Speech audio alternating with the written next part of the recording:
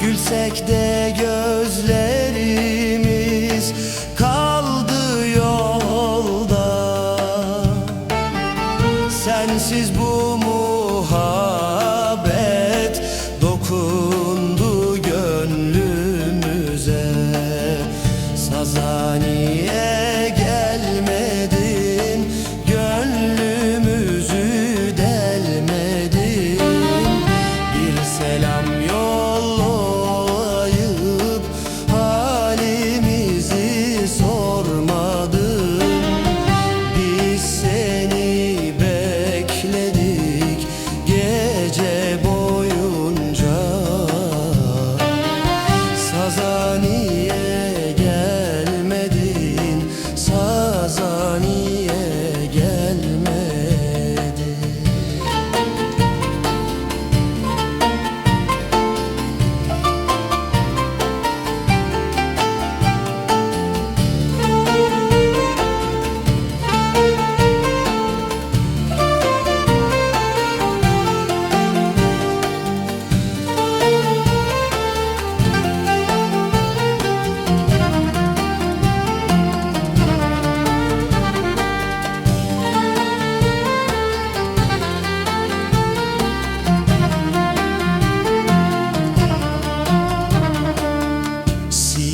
Dedik kardeş gelir diye bu gece.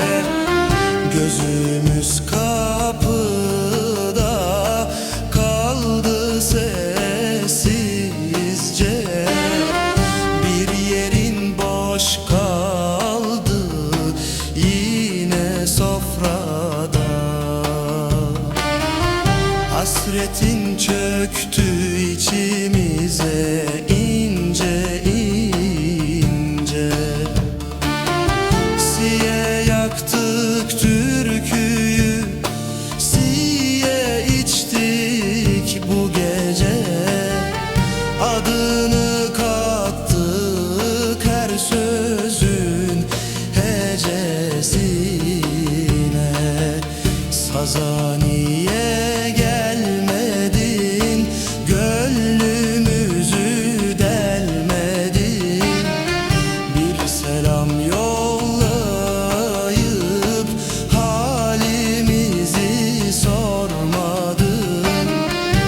Biz seni bekledik gece boyunca. Sazaniye gel